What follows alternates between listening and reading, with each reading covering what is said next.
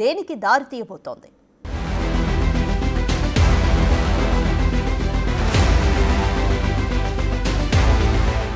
మహారాష్ట్రలోని ఛత్రపతి సంభాజీ నగర్. గతంలో దీన్ని ఔరంగాబాద్ అని పిలిచేవారు.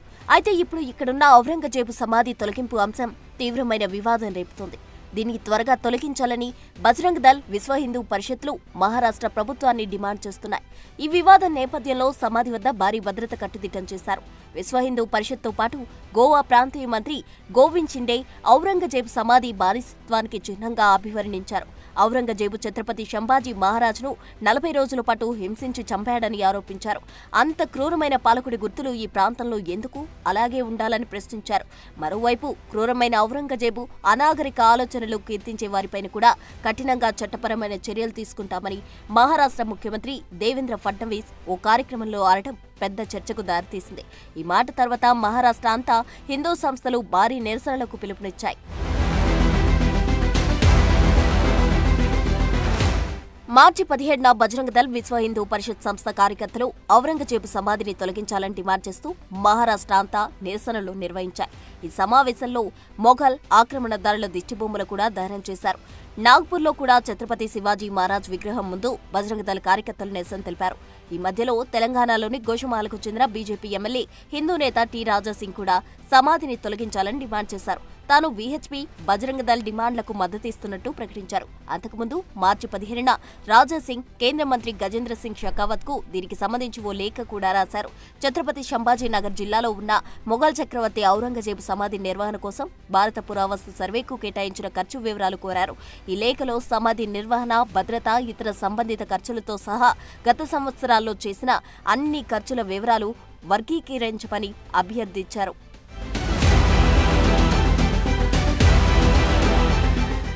అయితే హిందూ రాజులను చంపి దేవాలయాలు ధ్వంసం చేసి భారతీయ సంస్కృతి అణచివేసిన ఔరంగజేబు సమాధి కోసం ప్రభుత్వం ఖర్చు చేయడంలో సమర్థించాల్సిన అంశం కాదని ఎమ్మెల్యే టి రాజాసింగ్ పేర్కొన్నారు. భారతీయ రాజులకు ఎన్నో బాధలు కలిగించిన నియంత సమాధి నిర్వహణకు ట్యాక్స్ పేయర్ల డబ్బులో ₹1 కూడా ఖర్చు చేయకూడదని, దీనిని వెంటనే ఆపాలంటూ రాజాసింగ్ డిమాండ్ చేశారు. మరోవైపు బజరంగ్ దళ్ నాయకులు మాట్లాడుతూ ఈ సమాధి వెంటనే కూల్చేయకపోతే బాబ్రీ మసీదుకు పట్టిన గతే పడుతుందని హెచ్చరించారు.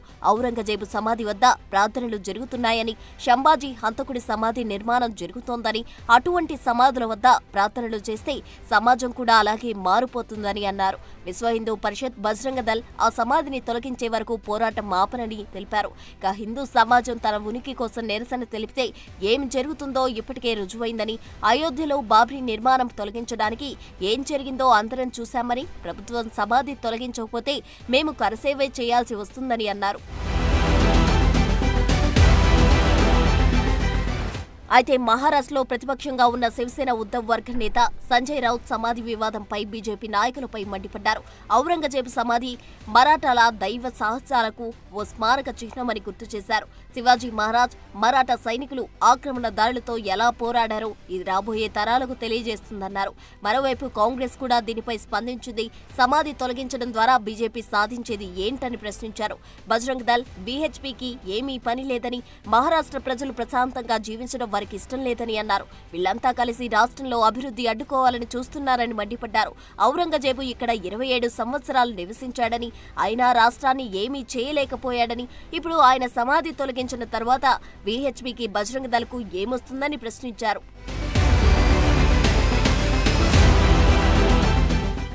నిజానికి మొఘల్ చక్రవర్తి ఔరంగజేబు సమాధి మహారాష్ట్రలోని కొల్దాబాద్లో ఉంది. చరిత్రకారుల అభిప్రాయం ప్రకారం 1707లో ఔరంగజేబు మరణించినప్పుడు అతని కోరిక మేరకు కొల్దాబాద్లోని అతని ఆధ్యాత్మిక గురువు షేక్ జైనుద్దీన్ దర్గా సమీపంలో ఖననం చేయబడ్డారు. ఈ ప్రదేశం ఛత్రపతి సంభాజీ నగర్ నుండి దాదాపు 25 కిలోమీటర్ల దూరంలో ఉంది. ఔరంగజేబు సమాధి ఒక సాధారణ మట్టి సమాధి. తరువాత బ్రిటిష్ వైస్రాయ్ లార్డ్ కర్జన్ దీన్ని పాలరాయితో కప్పుతూ నిర్మాణం చేశారు. కాగా ఈ ప్రదేశం చారిత్రాత్మకంగా, మతపరంగా ముఖ్యమైనదిగా పరిగణిస్తుంటారు. ఇక్కడ ప్రజలు ఇప్పటికీ ఈ సమాధి వద్ద నివాళులర్పించడానికి వస్తారు.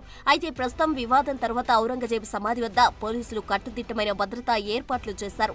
సమాధి ప్రధాన ద్వారాన్ని మూసేశారు. ఔరంగజేబు సమాధి దగ్గరకు వెళ్లడాన్ని కూడా నిషేధించారు. ప్రస్తుతం ఔరంగజేబు సమాధి బయట నుండే మాత్రమే కనిపిస్తోంది.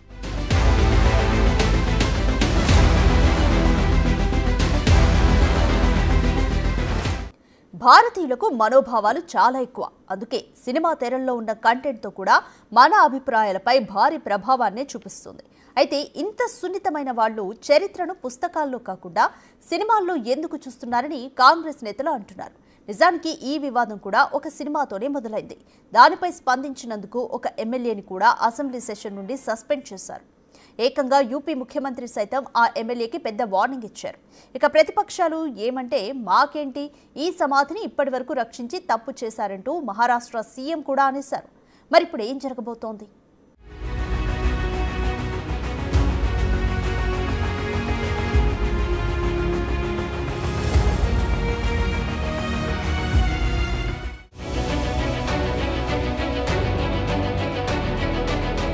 ఇటీవల విడుదలైన blockbuster movie Chhatrapati Sambhaji తరువాత ఈ వివాదం మొదలైంది. తరువాత ఇదే కథ నేపథ్యంలో బాలీవుడ్ మూవీ చావా కూడా విడుదలైంది. ఇందులో 17వ శతాబ్దపు మొఘల్ పాలకుడైన ఔరంగజేబును చిత్రించిన విధానంతో తీవ్రమైన చర్చ రాజుకుంది.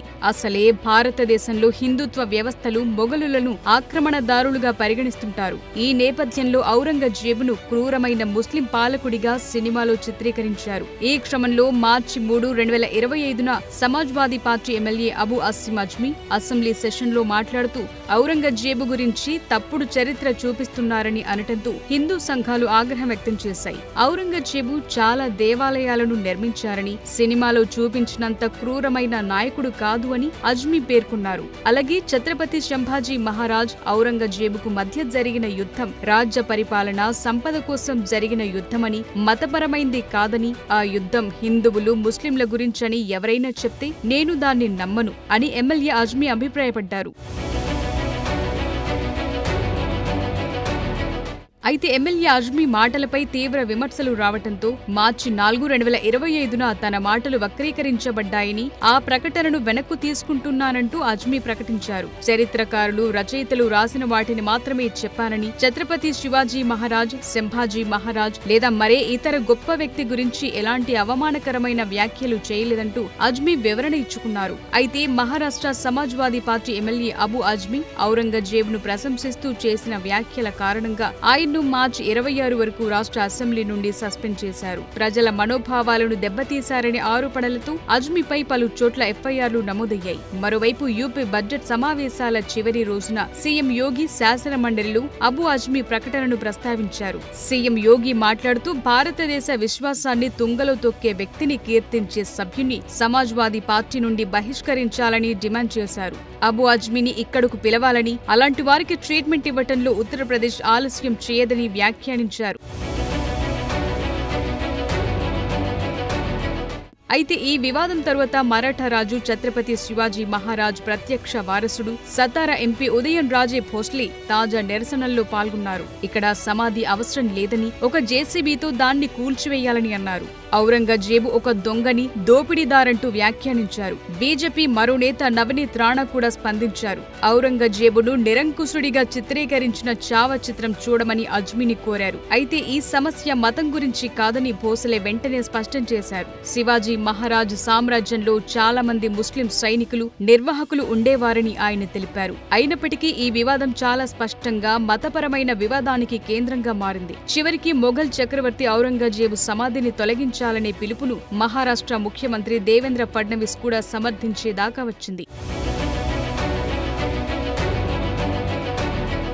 అయితే ఈ సమాధిని కూల్చివేయటం సాధ్యమేనా అంటే అంత సులువు కూడా కాకపోవచ్చు. ఎందుకంటే ఇది ఒక చట్టపరమైన, చారిత్రక అంశం. అందుకే సమాధిని కూల్చివేసే డిమాండ్లకు చట్టపరమైన అడ్డంకి ఉంటుంది. ఔరంగజేబు సమాధి భారత పురావస్తు సర్వే పరిధిలోని రక్షిత స్మారక చిహ్నంగా ఉంది. ఈ విషయాన్ని మహారాష్ట్ర ముఖ్యమంత్రి దేవేంద్ర ఫడ్నవీస్ కూడా గుర్తు చేశారు. ఈ సమాధికి వ్యతిరేకంగా బలమైన వివాదం ఉన్నప్పటికీ చట్టపరమైన విధానాల ద్వారా తప్ప దాన్ని తొలగించలేమని అంటూ సీఎం ఫడ్నవీస్ వివరణ కూడా ఈ సమాధి పురాతన చారిత్రక స్మారక చిహ్నం కాబట్టి the ancient monuments and archaeological sites and remains act 1958 కింద దీన్ని వర్గీకరించారు. ఇక ఈ చట్టంలోని సెక్షన్లు 16, 20A, 20B కింద ఈ ప్రదేశానికి ఉన్న మతపరమైన స్వభావాన్ని చట్టం రక్షిస్తుంది. అలాగే 1991 నాటి ప్రార్థనా స్థలాల చట్టం ప్రకారం ఈ సమాధి స్థితిని అలాగే ఉంచాలి తప్ప మార్చడానికి అనుమతి లేదు. జ్ఞాన్వాపి మసీదు కేసులా ఇక్కడ హిందువుల దేవాలయం ఉన్నట్లు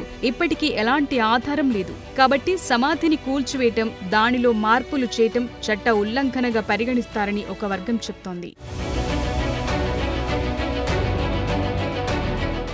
అయితే ఔరంగజేబు వారసత్వ రాజకీయాల్లో వేడి పుట్టించడం కొత్తేమీ కాదు. 1980ల చివరిలో ఔరంగజేబ్ను తీవ్రంగా విమర్శించింది శివసేన వ్యవస్థాపకుడు బాల్ ఠాక్రే. ఔరంగాబాద్ను శంభాజీ నగర్గా మార్చాలనే ప్రచారం అప్పటి నుండి నడుస్తుండగా 2022లో ఏక్నాథ్ షిండే ప్రభుత్వం ఈ డిమాండ్ను నెరవేర్చింది. ఫడ్నవీస్ వంటి బీజేపీ నేతలు నిరసనకారులను ఔరంగజేబ్కి ఔలాద్ అని పిలిచిన సందర్భాలు కూడా చాలానే ఉన్నాయి. 2023 జూన్లో వంచిత్ బహుజన్ అఘాడీ అధ్యక్షుడు ప్రకాష్ అంబేద్కర్ సమాధిని సందర్శించి పుష్పగుచ్చాలు సమర్పించిన సందర్భంలో కూడా వివాదం రాజుకుంది. అయితే ఔరంగజేబు ఇక్కడ 50 సంవత్సరాలు పరిపాలించిన మొఘల్ చక్రవర్తి అని, మనం చరిత్రను తుడిచిపెట్టలేమని ప్రకాష్ అంబేద్కర్ ఆ సందర్భంగా వెల్లడించారు.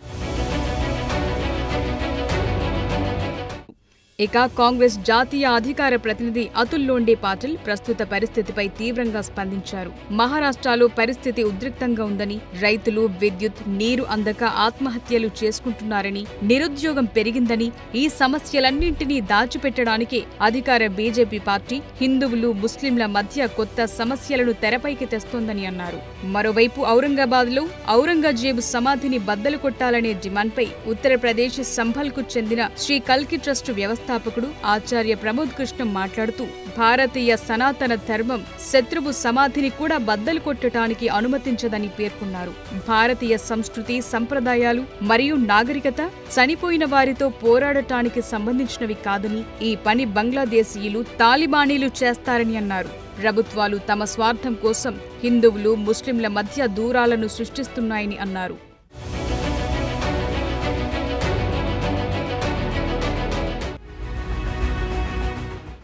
స్పెషల్ ఫోకస్లో షార్ట్ బ్రేక్ తీసుకుందాం.